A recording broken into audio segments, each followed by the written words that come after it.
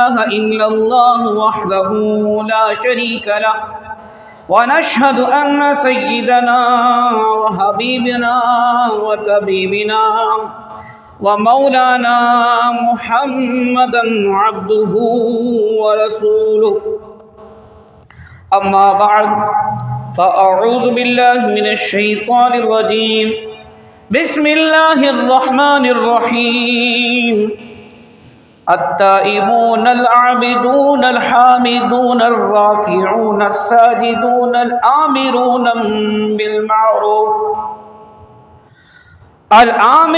بالمعروف والناهون عن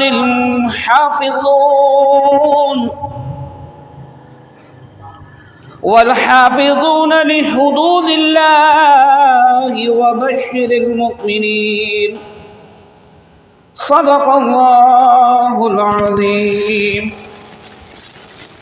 اللهم رب اشرح لي صدري ويسر لي أمري واحلل عقدة من لساني يفقهوا قولي إن الله وملائكته يصلون على النبي يا أيها الذين آمنوا صلوا عليه وسلموا تسليما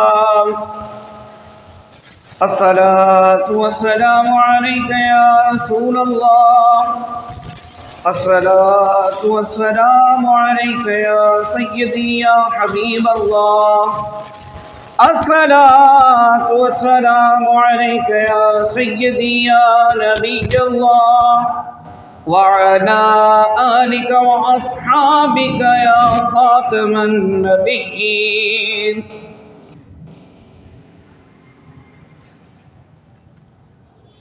الحمدللہ علی احسانہ۔ ایک بار پھر نماز جمعہ سے قبل بیان کا سلسلہ جاری ہے، اور اللہ کا کروڑ احسان کہ ہم مسجد کی پرنور فضاؤں میں ہیں۔ اللہ سبحانہ و تعالیٰ سے ہم ملتجی ہیں کہ اللہ تعالیٰ زندگی کے لمحات بھی اور موت کا وقت بھی اللہ تعالیٰ عافیت کے ساتھ گزارے۔ جناب علی، آج سورہ توبہ کی ایک آیت میں نے تلاوت کی ہے۔ دنیا میں کروڑوں کی تعداد میں انسان موجود ہے، لیکن اس آیت میں اللہ رب العزت جل مجدہ نے ان مسلمانوں کا ذکر فرمایا ہے جو ایمان کی 9 صفتوں کے ساتھ موصوف ہیں، اور جن کی عظمت، جن کی شان کا یہ نشان ہے کہ وہ زمین پر چلتے پھرتے ہیں مگر عرش بری سے ان کے نام رب العالمین کی بشارت اور خوشخبری کا پیام آتا ہے۔ دنیا میں جن کی ٹھوکر سے کرامتوں کا ظہور، اور آخرت میں جن کے قدموں پر جنت قربان ہے، وہ خوش نصیب مسلمان وہی ہیں جو اس آیت میں بیان کی ہوئی 9 صفات کے جامع ہیں۔ آئیے اس آیت کریمہ کا ہم ترجمہ بھی سماعت کرتے ہیں تاکہ ہمیں پتہ چلے کہ وہ کون سی صفتیں ہیں جن کو اپنا کر ہم ازلی نعمتوں کے حقدار بن سکتے ہیں، جن کو اللہ سبحانہ و تعالیٰ نے خوشخبری دی ہے۔ اللہ سبحانہ و تعالیٰ قرآن مجید فرقان حمید سورہ توبہ میں ارشاد فرماتا ہے التائبون العابدون الحامدون، فرمایا توبہ کرنے والے، عبادت کرنے والے، خدا کی تعریف کرنے والے، السائحون الراکعون الساجدون، روزہ رکھنے والے، رکوع کرنے والے، سجدہ کرنے والے، الآمرون بالمعروف والناہون عن المنکر والحافظون لحدود اللہ، احکام کی حفاظت کرنے والے، بھلائی کا حکم دینے والے، برائی سے منع کرنے والے۔ فرمایا وبشر المؤمنین، اے محبوب آپ ان مومنین کو خوشخبری سنا دیجئے۔ عزیزان محترم، آپ نے سن لیا کہ اس آیت کریمہ میں جو 9 ایمانی صفات کا تذکرہ ہے، ان میں پہلی صفت التائبون، یہ وہ ایمان والا جو اپنے گناہوں سے توبہ کرے، سچی توبہ۔ تو انبیاء کرام علیہ السلام یہ جو گروہ معصومین میں سے ہیں، انبیاء اور فرشتوں کے علاوہ کوئی معصوم نہیں، یعنی کہ سب سے جو اس امت کے اندر جو سب سے بلند درجہ ہیں، جو اس امت کے سردار ہیں، خلیفہ اول حضرت ابوبکر صدیق رضی اللہ تعالیٰ عنہ، جو سفر و حضر میں بھی اور تا قیامت مزار میں بھی اور بعد از قیامت جنت میں بھی حضور کے ساتھی ہوں گے، وہ حضرت ابوبکر صدیق رضی اللہ تعالی عنہ بھی، یہ بھی معصومین میں سے نہیں، سمجھے؟ معصوم صرف و صرف انبیاء کرام علیہ السلام اور جناب فرشتے ہیں۔ معصوم کا مطلب یہ ہوتا ہے کہ معصوم وہ جو گناہ سے پاک کیا گیا، یعنی جس کے اندر ایسی خصوصیت ہے کہ وہ گناہ کر ہی نہیں سکتا، اس کی اللہ تبارک و تعالیٰ نے خلقت ایسی بنائی ہے کہ وہ گناہ کرنے کے لیے آیا ہی نہیں ہے، تو وہ فرشتے ہیں یا انبیاء ہیں، ٹھیک ہے؟ تو جناب انبیاء کرام اور فرشتوں کے علاوہ تمام انسان جو ہیں وہ خطا کار ہو سکتے ہیں، البتہ یہ ضرور ہے کہ اہل بیت اطہار، صحابہ کرام اور مقربین بارگاہ الہی، ان لوگوں کو اللہ سبحانہ و تعالیٰ بچنے کی توفیق دیتا ہے کہ یہ خطاؤں سے بچ جاتے ہیں۔ ورنہ حدیث شریف کے اندر حضور جان عالم صلی اللہ علیہ وسلم فرمایا، کل بنی آدم خطاؤن وخیر الخطائین التوابون، فرمایا کہ ہر آدمی گناہ گار ہے، ہر آدمی گناہ گار ہے، اور بہترین گناہ گار وہ ہیں جو اپنے گناہوں سے توبہ کرتے ہیں۔ وہ سبحان اللہ، مطلب گناہ گاروں میں بھی بہترین ہو سکتی ہے، گناہ گاروں میں بھی بہتری ہو سکتی ہے۔ وہ کیسے؟ جب بندہ سچی توبہ کرے۔ توبہ کے تقاضے کیا ہیں؟ توبہ کی 3 شرائط فقہاء کرام نے بیان کی ہے کہ ایک تو یہ کہ جو جرم کیا اس کا اقرار کرے پھر اس کی بات کرے، ٹھیک ہے؟ دوسرا یہ کہ ندامت ہو، ندامت شرمندگی جو کیا ہے اس پہ شرمندگی، اور تیسرا یہ کہ آئندہ نہ کرنے کا قصد۔ اگر یہ 3 باتیں نہیں ہیں تو وہ توبہ کرنے والا نہیں ہے۔ توبہ کرنے کے لیے 3 شروط کا ہونا ضروری ہے، ٹھیک ہے جناب؟ اور جو توبہ کر لیتا ہے اللہ سبحانہ و تعالیٰ اس کو کیسے کیسے بخشش کے پروانے جاری فرماتا ہے۔ سچی توبہ کرنے والے رب کریم کی طرف سے کیسے کیسے الطاف کریمانہ سے نوازے جاتے ہیں۔ بخاری شریف کی حدیث مبارکہ ہے جس کا مفہوم ہے کہ نبی علیہ السلام نے فرمایا کہ ایک شخص جس نے 99 قتل کیے ہوئے تھے، کتنے؟ 99 قتل کیے ہوئے تھے، تو جناب وہ کسی راہب کے پاس گیا۔ راہب کون ہوتے ہیں؟ راہب وہ لوگ ہوتے تھے بنی اسرائیل کے اندر جو دنیا سے کٹ کر، بالکل دنیا سے کٹ کر ایک دم صرف اور صرف عبادت میں لگ جایا کرتے تھے، پہاڑوں میں رہا کرتے تھے، غاروں میں رہا کرتے تھے، صرف اللہ کی عبادت کیا کرتے تھے۔ رہبانیت کا حکم اللہ نے نہیں دیا، اللہ سبحانہ و تعالیٰ نے تو جد و جہد کا حکم دیا کہ دنیا میں رہتے ہوئے حلال روزی بھی ڈھونڈے، کمائے، کھائے، بیوی بچوں کو بھی نبھائے جناب، اور تمام جو اصول دین ان پر عمل کرے۔ رہبانیت یہ عیسائیوں کے اندر خود ہی جاری ہوئی تھی، اور بعض ہمارے مسلمان بھی اس طرف لگ گئے ہیں کہ دنیا سے کٹ کر وہ مطلب اپنے آپ کو سمجھتے کہ ہم دین کا بڑا کام کر رہے ہیں، یا پھر اپنی اگر کوئی اس طرح کر بھی لے جائز ہے، لیکن اس پر قائم رہنا ضروری ہے۔ مثال کے طور پر کوئی مطلب دنیا سے کٹ کر صرف اور صرف کسی غار میں جا کر اللہ کی عبادت میں لگ گیا ہے، جائز تو ہے اس کے لیے، لیکن اس کے لیے افضل یہ تھا کہ باطل سے لڑتا رہتا اور حق پر قائم رہتا، تو یہ عزیمت کی راہ ہوتی۔ لیکن دنیا سے کٹ کر عبادت کوئی کر رہا ہے یہ بھی جائز ہے، لیکن اگر کوئی یہ رستہ اختیار کر کے اور پھر پلٹے تو اس کو نقصان ہوتا ہے، کیونکہ اس کا حکم اللہ نے نہیں دیا، اللہ نے تو اس دنیا میں رہتے ہوئے جد و جہاد کرنے کا حکم دیا ہے۔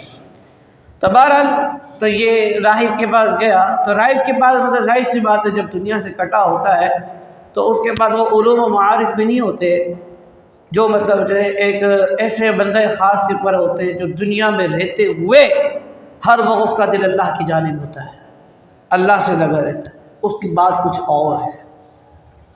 تو راہب کے پاس گیا، راہب نے سے پوچھا کہ جناب میں نے 99 قتل کیے ہوئے ہیں، تو ذرا مجھے بتائیے کہ میری توبہ ممکن ہے؟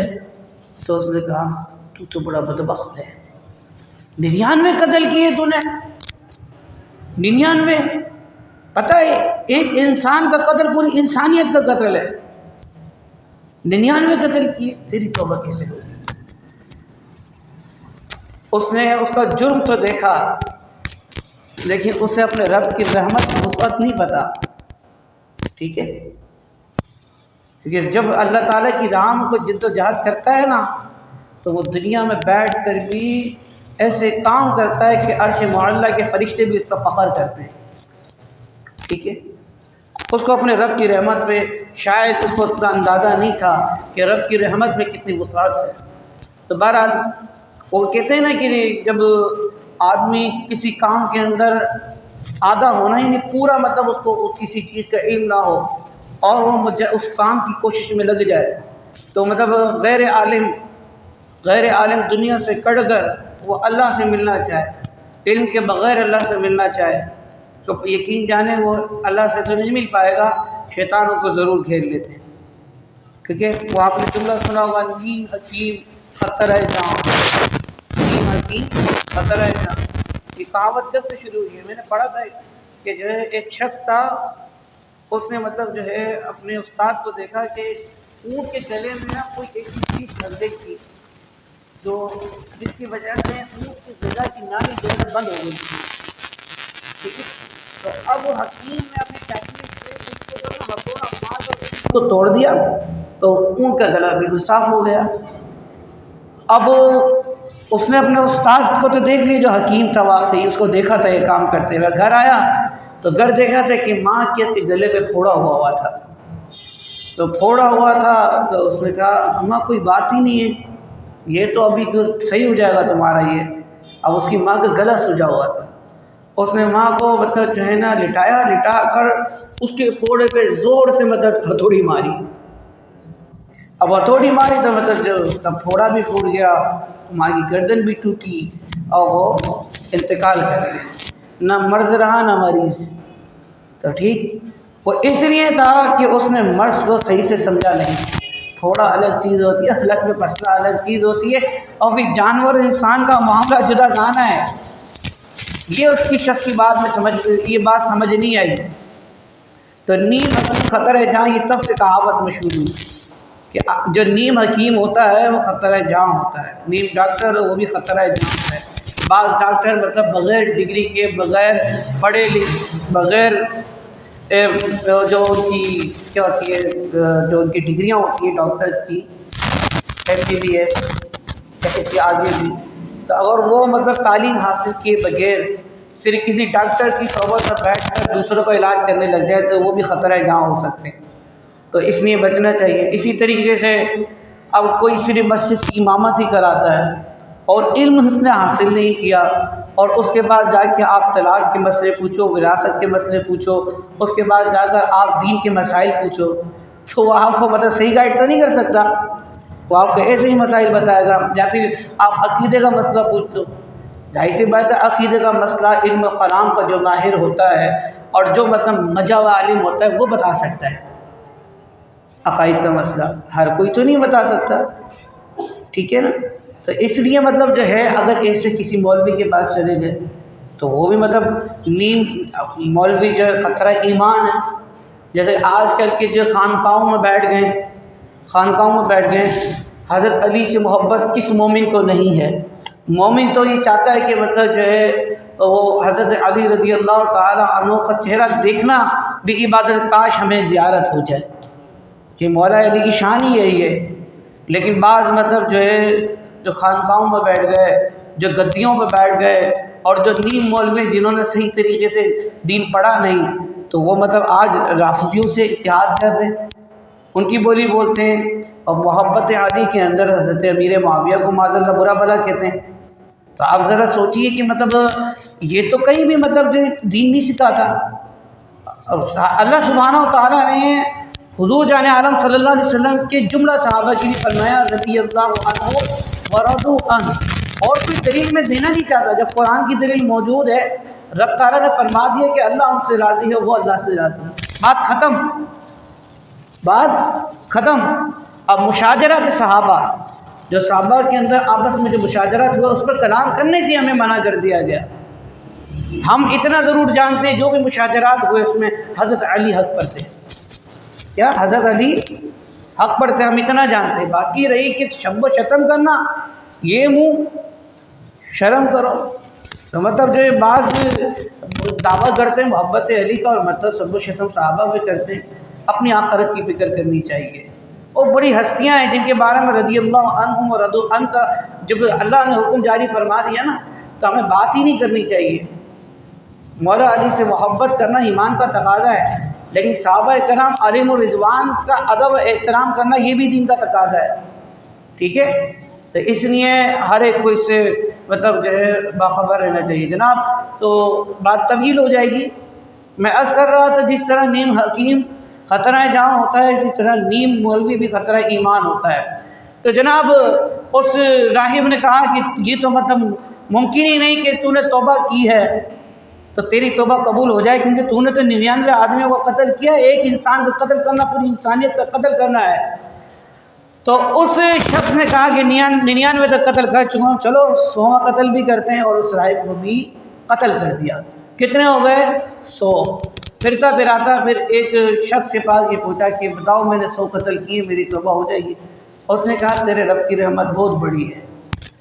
فلاں مقام پر چلے جا، وہاں اولیاء کرام کی جماعت ہے، اگر تو ان کے پاس چلے جائے یقیناً تیرا مسئلہ حل ہو جائے.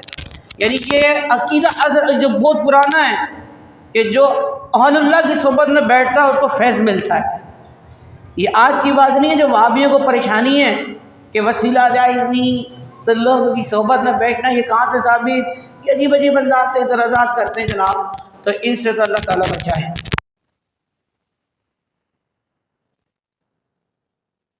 مقام مرتبہ ہوتا ہے. تو جناب یہ شخص جو ہے نا اس بندے کی بات سن کر چل دیا، راستے میں اس کا ہو گیا انتقال. اب انتقال ہو گیا تو رحمت کے فرشتے بھی آئے اور عذاب کے فرشتے بھی آئے. رحمت کے فرشتے کہتے ہیں اس کو تو ہم لے کر جائیں گے، عذاب کے فرشتے کہتے ہیں نہ لے کے تو ہم جائیں گے، 100 آدمیوں کا قاتل ہے. تو اب مطلب یہ دونوں بحث و مباحثہ چل رہا ہوتا ہے. رب کریم فرماتا ہے فرشتوں کیوں لجتے ہو؟ تو وہ کہتے ہیں جبکہ اللہ سب جانتا ہے، لیکن اللہ سبحانہ و تعالیٰ اپنی نشانیاں دکھاتا ہے لوگوں کو. تو جناب فرشتوں نے کہا رحمت کے اے اللہ یہ توبہ کر چلا تھا، توبہ کی غرض سے چلا تھا، تو اس لیے مطلب جب تو تیری رحمت بہت بڑی ہے ہم مطلب جو ہے اس کو اپنے ساتھ لے کر جائیں گے. تو عذاب کے فرشتے نہیں مولا اس نے نہ 100 قتل کیے تھے، اس کے لیے رحمت کیسے ہو سکتی ہے؟ لیکن رب بڑا رحیم ہے. تو رب نے فرمایا اچھا جہاں سے یہ چلا تھا اور جہاں جا رہا تھا دونوں جگہ کی پیمائش کرو، اس تک کون سی مسافت زیادہ ہے؟ یعنی جہاں سے چلا تھا یہ وہاں قریب ہے یا جہاں جا رہا تھا وہاں قریب ہے؟ تو اگر یہ اللہ والوں کے قریب ہے تو اس کو رحمت کے فرشتے لے جائیں، اور اگر یہ جہاں سے چلا تھا وہاں قریب ہے تو اس کو عذاب کے فرشتے لے جائیں. تو فرشتوں نے پیمائش شروع کی. وہاں اللہ نے زمین کو حکم دیا زمین سمٹ جا، تو اس کو مطلب اللہ والوں کے قریب کر دے، کیونکہ یہ میرا بندہ رحمت کی غرض سے توبہ کی غرض سے چلا تھا، توبہ کے ارادے سے چلا تھا. تو جناب جب زمین کو گونگا، زمین سمٹ گئی، فرشتوں نے پیمائش کی تو یہ 100 آدمیوں کا قاتل اللہ والوں کے قریب تھا۔ تو جب اللہ والوں کے قریب تھا تو رحمت کے فرشتے اسے لے گئے، رحمت کے فرشتے لے گئے۔ تو یہ ہے سچی توبہ کا انعام، سچی توبہ کا انعام۔ فاروق اعظم کے دور کی بات ہے، ایک شخص مطلب اپنی بغل کے اندر شراب چھپا کر اوپر سے کمبل اوڑھ کر جا رہا تھا۔ تو جناب اس نے فاروق اعظم رضی اللہ تعالیٰ کو آتے دیکھا، ان کے ہاتھ میں تھا درہ۔ فاروق اعظم کی درے کی کیا بات ہے؟ بنو امیہ کے دور کے اندر ان کے سپاہی ننگی تلواریں لے کے گھومتے تھے لوگوں کو مرعوب کرنے کے لیے، لیکن لوگ روب میں نہیں آتے تھے، ان کی منمانی نہیں چلتی تھی، کیونکہ اس وقت بھی مسلمانوں کے اندر ایمان باقی تھا، ٹھیک ہے نا؟ میں یہ نہیں کہتا ایمان ختم ہو گیا، لیکن اب جو حالت ہے وہ ہم جانتے ہیں۔ تو وہ ننگی تلواریں لے کے گھومتے تھے۔ ابو ہریرہ رضی اللہ تعالیٰ عنہ کہتے تھے، اے بدبختو، تم ننگی تلواریں لے کے گھومتے ہو، اس کا کوئی روب نہیں ہے، لیکن عمر کے درے میں اتنی ہیبت تھی، اتنی ہیبت تھی، پوری زمین کے بر دین نافذ تھا، اتنی ہیبت تھی عمر کے درے کے اندر۔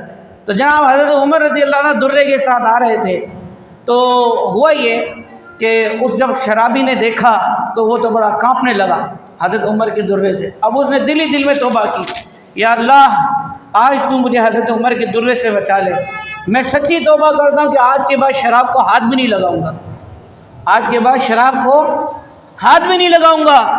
تو جناب ایسا ہی ہوا، جب وہ حضرت عمر رضی اللہ تعالیٰ عنہ قریب آئے تو اس کو کانپتے ہوئے دیکھا، میں کیا مسئلہ ہے، کہاں جا رہا ہے تو اس نے کہا کہ حضور بس یہیں جا رہا تھا، کیا ہے تیرے پاس؟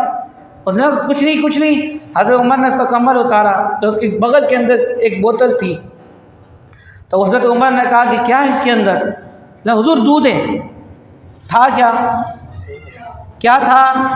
شراب۔ اس نے کیا کہا؟ دودھ ہے۔ تو دکھا ہمارے کو، دودھ ہے تو چھپا کر کیوں لے کے جا رہا ہے؟ جب اس شخص نے ڈرتے ڈرتے آنکھیں بند کرتے اللہ جانے اب کیا ہونا ہے میرے ساتھ، یوں حضرت عمر کو بوتل دے دی۔ جب بوتل دی تو واقعی جب بوتل کا منہ کھول کر حضرت عمر نے اپنے ہاتھ پہ ڈالا تو وہ تازہ دودھ تھا۔ حضرت عمر رضی اللہ تعالیٰ حیران ہوئے، دودھ لے کے جا رہا ہے، اتنا چھپا کے کیوں لے کے جا رہا ہے، اور ہے بھی شرمندہ شرمندہ سا۔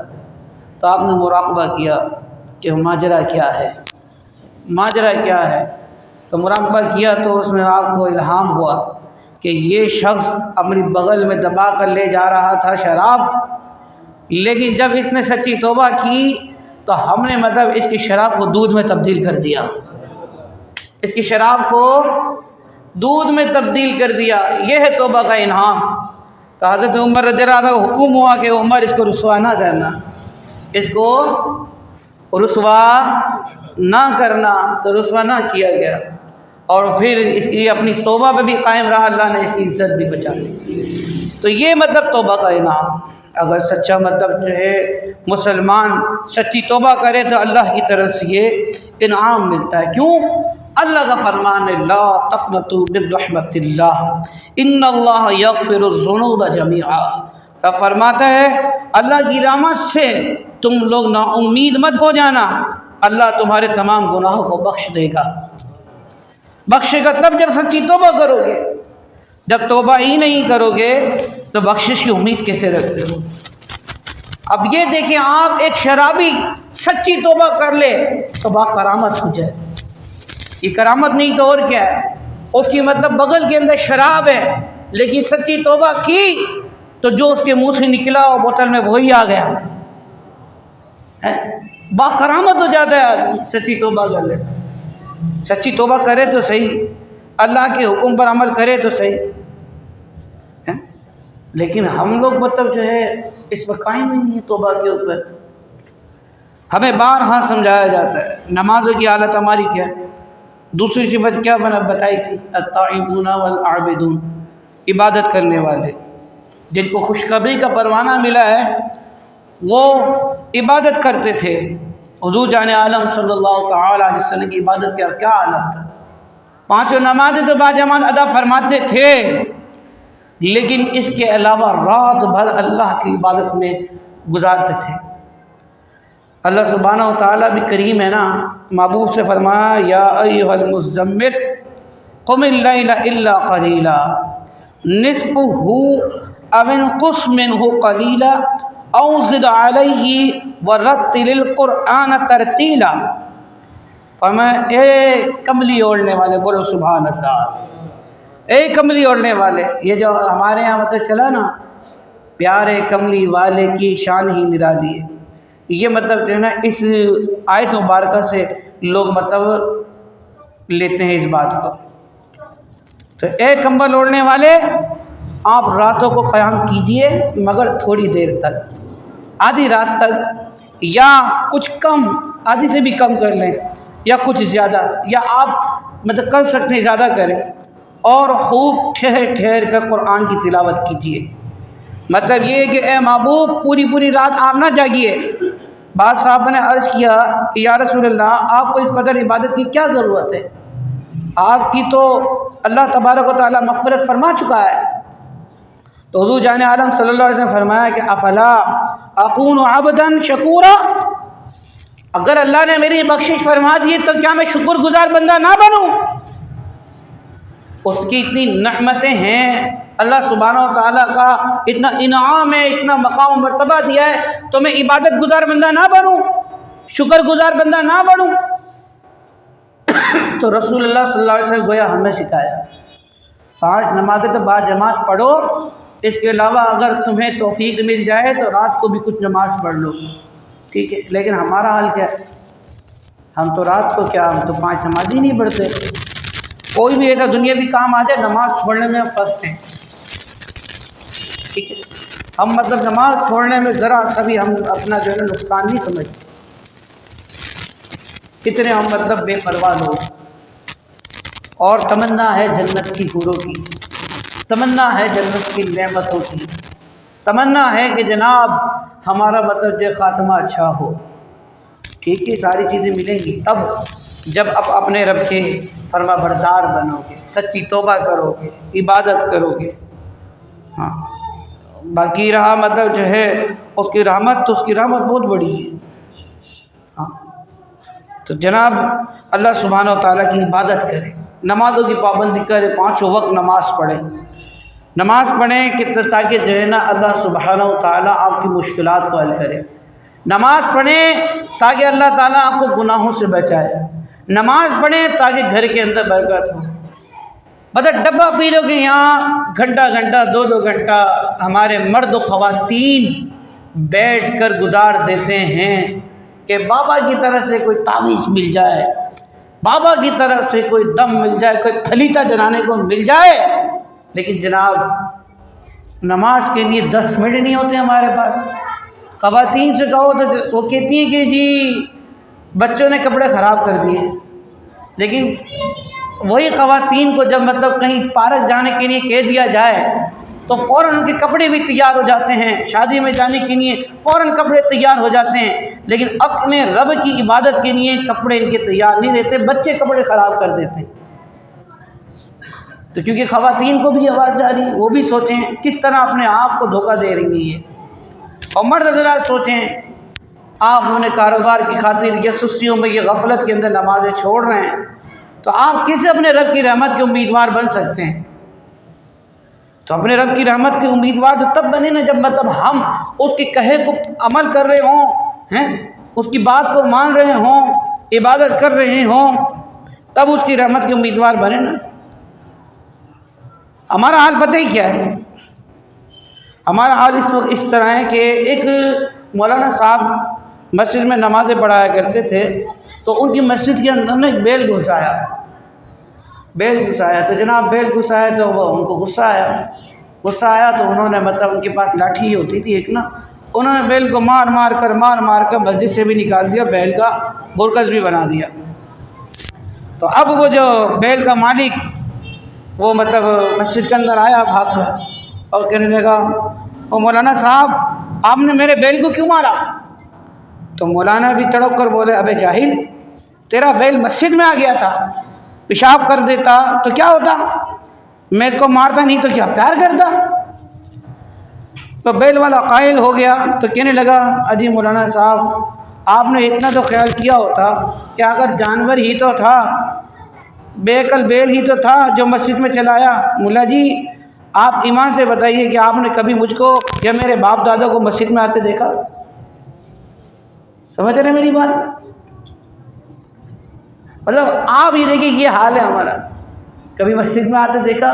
ایسے ایسے گھرانے ہیں، ایسے ایسے گھرانے، یقین کریں ان کی نہ خواتین نہ مرد نماز ہی نہیں پڑھتے، کبھی مسجد ہی نہیں آئے، ان کو پتہ ہی نہیں مسجد میں جا کر وضو کیسے کرتے ہیں، غسل کیسے کرتے ہیں۔ وہ ہیں مسلمان، ہیں وہ کیا مسلمان، لیکن کبھی مسجد نہیں آئے۔ اور بعض ایسے ہیں جو جیسے عید کو باری بار سے نماز پڑھ کے چلے جاتے ہیں، اور بعض ایسے ہیں جو صرف جمعے کو آتے ہیں۔ ایک تعداد ہے یہاں بھی موجود ہے صرف جمعے کو ہی آتی ہے، اور ایک وہ ہیں جو روز آتے ہیں ضرور ہیں لیکن 3 نمازیں پڑھتے ہیں، عشاء بھی چھوٹ جاتی ہے، فجر بھی چھوٹ جاتی ہے، ٹھیک ہے۔ بعض ایسے ہیں کہ جب ان کو موقع ملتا ہے چھوڑ دیتے ہیں۔ آپ اگر مسلمانوں کی پرسنٹیج نکالو نا، جو باقاعدہ پابندی کے ساتھ نماز پڑھنے والے ہیں نا، وہ 1% بھی نہیں ہے، 1% بھی نہیں ہے جو باقاعدہ۔ پھر بولیں کہ جو یار تباہی کیوں ہے؟ آپ بتائیے بھی اتنی جو ہماری ذلت و خواری ہوئی ہوئی پوری دنیا کے اندر، اور جس طریقے سے ہمارے ساتھ بیہیو ہوتا ہے، جو کچھ ہمارے اوپر مسائل کا انبار ہے، آپ کو ملک کی دیکھنے کتنے کرائسس کے اندر ہے۔ آپ کبھی بھی آپ ملک ڈیفالٹ کی خبر سن لیں گے، اس قدر سنگین حالات ہو چکے، مہنگائی عروج پر، تو جناب طرح طرح کے مسائل ہمیں درپیش۔ آپ باہر نکلیں مدینہ کریں کہ روڈ پر جائیں، مہینہ ہو گئے اس روڈ کو ٹوٹے پھوٹے، انہی گٹر کے پانیوں میں سے نالوں میں سے لوگ گزر رہے ہیں۔ کبھی سوچا ہے یہ آفتیں یہ پریشانیاں کیوں ہیں؟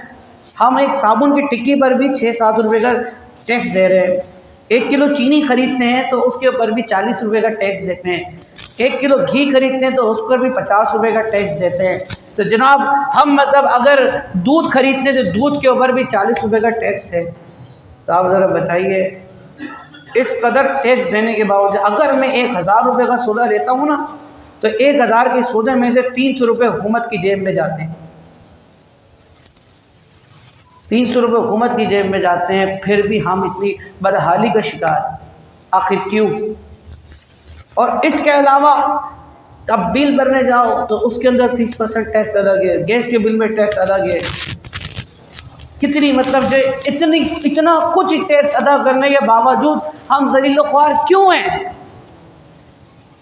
اس کی وجہ یہی ہے ہمارے اندر غیرت ایمانی نہیں رہی، عمل ہمارا رہا نہیں، ہم مسجدوں کو ویران کیے ہوئے ہیں۔ برکت کیسے ہوگی جب برکت والے کام ہی نہیں کریں گے؟ اب ظالموں کے آگے بولنا ہمارے اندر کہاں رہا؟ اللہ سبحانہ و تعالیٰ نے اس آیت کریمہ کے اندر جو آخری صفت جو بیان کی تھی وہ یہی ہے نا، اللہ سبحانہ و تعالیٰ نے ارشاد فرمایا کہ جو ایمان والے لوگ ہیں اور جن کو بشارت ہے، جن مومنین کو، ان کی صفت یہ بھی ہے الآمرون والناہون عن المنکر، ٹھیک ہے، کہ وہ لوگ بھلائی کا حکم دیتے ہیں، برائی سے روکتے ہیں، اور حدود اللہ کو قائم رکھتے ہیں۔ حدود اللہ کو قائم رکھنے سے مراد کیا ہے؟ بھلائی کا حکم دینا، برائی سے منع کرنا سمجھ میں آ گیا۔ حدود اللہ کو قائم رکھنا کیا ہے؟ حدود اللہ کو قائم وہ مومنین کیسے رکھیں گے؟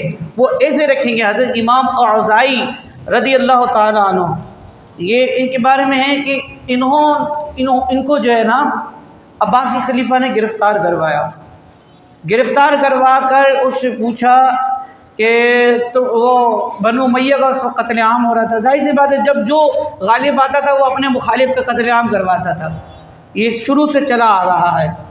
تو جیسے آج کل ایک دوسرے کے گریبان پکڑتے ہیں، تو وہ بنو امیہ کا قتل عام ہو رہا تھا، تو امام اوزاعی سے خلیفہ نے پوچھا کہ جو بنو امیہ کا قتل عام ہوتا ہے آپ کا اس پر کیا فتویٰ ہے؟ انہوں نے کہا کہ جو یہ ناحق قتل ہے، تو وہ بڑا جلال میں آ گیا، اس نے کہا کہ کیوں ناحق قتل ہے؟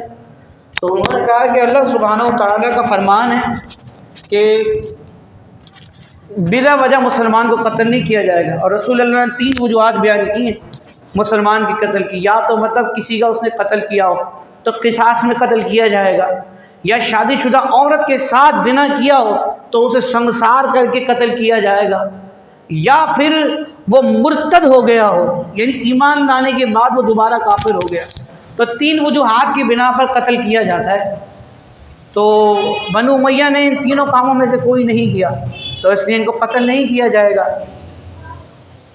تو وہ بڑا غور جلال میں آیا اور اس نے مطلب جو ہے ان کو باہر نکال دیا۔ تو امام اوزاعی کہتے ہیں کہ ایک دم جو ہے نا پیچھے سے ایک سپاہی بھاگا آیا تو گھوڑے پہ نا، تو امام اوزاعی کہتے ہیں کہ میں یہ سمجھا کہ شاید اب میرا آخری وقت آ گیا ہے، خلیفہ کے سامنے میں نے حق بیانی کی ہے تو اب یقیناً مجھے قتل کرا دے گا۔ تو اب مطلب جو ہے نا انہوں نے وہاں نماز شروع کر دی کہ زندگی کی آخری نماز تو پڑھ لی جائے کہ اب تک قتل ہی ہونا ہے۔ تو انہوں نے نماز شروع کر دی، نماز شروع کی، جب نماز پڑھ کے سلام پھیرا نا تو وہ سپاہی جو ہے نا 1000 دینار کی تھیلی لیے کھڑا ہوا تھا، کہتا یا حضرت یہ آپ کو تحفہ ہے۔ تو انہوں نے وہ مطلب دینار کی تھیلی جو ہے نا گھر پہنچتے ساری غریبوں میں تقسیم کر دی۔ تو یہ ہے حق گوئی کا انعام۔ تو مومنین جن کے لیے خوشخبری کا پروانہ ہے نا ان کے لیے یہ بھی ہے کہ وہ حق گوئی کریں، حدود اللہ کو قائم رکھنے کی کوشش کریں۔ یہ جو ظالم جابر لبرل سیکولر حکمران جو ہم پر مسلط ہوئے ہیں، پاکستان کی ہر پارٹی کے لیڈر نے اللہ سبحانہ و تعالیٰ کی مطلب یوں سمجھ لیجئے ایک بے ادبی کی ہے کرسمس میں شرکت کر کے۔ تو میں نے پچھلے جمعے کو بھی بیان کیا کہ اللہ کی صفت یہ ہے کہ لم یلد ولم یولد، اس نے نہ کسی کو جنا نہ اسے کسی نے جنا۔ کرسمس میں شرکت کرنا ایسا ہے کہ اللہ تبارک و تعالیٰ کا بیٹا تصور کر کے ان کی خوشی کو سیلیبریٹ کرنا۔ عیسیٰ علیہ السلام کی پیدائش کو اللہ کا بندہ سمجھ کر نہیں مناتے، وہ کہتے ہیں کہ عیسیٰ اللہ کا بیٹا ہے، یہ سمجھ کر وہ پیدائش مناتے ہیں۔ تو اس تقریب میں شرکت کرنا یہ شرکت کرنے والے کے لیے حرام بھی ہے، تعظیم میں شرکت کرنا کفر ہے۔ تو جو لیڈر اس قدر گر گیا ہو تو آپ بتائیے کیا مطلب جو ہے عمران خان، شہباز شریف، الطاف حسین اور جتنے بھی لیڈران ہیں، اور ایون یہ کہ وہ جمعیت علماء اسلام کا وہ جو مذہبی امور کا وزیر ہے کمبخت، وہ مطلب داڑھی والا ہو کے اس کمینے نے بھی کرسمس میں شرکت کی اور ایسا بیانیہ دیا جس سے میں سمجھتا ہوں تمام اہل حق جو علماء ہیں ان کے دل پھٹ گئے کہ جو بیانیہ اس نے دیا ملعون نے، وہ مطلب میں سمجھتا ہوں کہ جس طرح کا بیانیہ اس نے دیا ہے حکومت کی حرص میں، اقتدار کی حرص میں، اس نے ثابت کر دیا کہ یزید کی اولاد والے علماء آج بھی ہیں کہ جنہوں نے امام حسین کے خلاف فتوے دیے تھے، آج وہ بھی زندہ، ابھی ان کی ذریت زندہ ہے، جو فضل الجیزل کے مطلب مولوی نے جو بیانیہ جاری کیا۔ تو اس وقت جو مسلط ہیں ہم لوگ پر، اپوزیشن میں ہو یا حکومت میں، یقین کریں یہ جابر، فرعون اور نمرود کی صفت والے لوگ ہیں۔ تو مومنین کو چاہیے جن کو خوشخبری کا پروانہ دیا ہے کہ وہ حدود اللہ کو قائم کرنے کے لیے ایسے لوگوں کا سرباب کرے، ان کا بائیکاٹ کرے، ان سے اپنے دامن کو بچائے تاکہ کل بروز قیامت اللہ کی بارگاہ میں رسوائی نہ اٹھانی پڑے۔ تو حدود اللہ قائم کرنے والے، توبہ کرنے والے، عبادت کرنے والے، ٹھیک ہے، اللہ کی تعریف کرنے والے، روزہ رکھنے والے اور جناب سجدہ کرنے والے، رکوع کرنے والے، بھلائی کا حکم دینے والے، برائی سے منع کرنے والے اور حدود اللہ کو قائم کرنے والے، یہ 9 صفت کے مسلمان کو اللہ تعالیٰ نے خوشخبری دی ہے کہ ان کے لیے جنت کا پروانہ ہے، ان کے لیے مغفرت کا پروانہ ہے، ان کے لیے بخششیں ہیں۔ تو یہ 9 صفتیں آپ نے اپنانی ہیں۔ اللہ کرے یہ نصیب ہو جائے ہم سب کو، ہم لوگ اس کے پابند ہو جائیں تاکہ کل بروز قیامت اللہ کی بارگاہ میں سرخرو ہو سکیں۔ ورنہ اگر ہم ان 9 صفات میں سے کچھ بھی نہ کر سکے تو یاد رکھیے کہ جہنم اللہ تعالیٰ نے اپنے نافرمانوں کے لیے تیار کر رکھی ہے۔ تو اس سے ڈرنا چاہیے۔ اللہ سبحانہ و تعالیٰ ہم سب کا حامی و ناصر ہو۔ 31 دسمبر کل ہے اور نوجوانوں سے میں صرف اتنی گزارش کروں گا کہ نوجوانی اگرچہ دیوانی ہوتی ہے لیکن جو شخص، جو نوجوان، جو جوان کی تعریف یہ ہے سن بلوغ سے لے کر 40 سال تک یہ بندہ جوان کہلاتا ہے، ٹھیک ہے۔ جوانی کی جو یہ عمر ہے نا، اگر اللہ کی عبادت میں گزارے نا، یقین کریں اللہ سبحانہ و تعالیٰ اس سے ایسا راضی ہوتا ہے۔ فرماتا ہے اللہ سبحانہ و تعالیٰ حدیث قدسی میں، رسول اللہ کا بھی فرمان ہے کہ جو کوئی جوانی کی عبادت کرے گا اللہ تعالیٰ اس کو سایہ عرش عطا فرمائے گا، اور جس کی جوانی عبادت میں گزری اللہ تعالیٰ اس کو وہ مقام عطا فرمائے گا جو اس نے بعض فرشتوں کو عطا فرمایا ہوا۔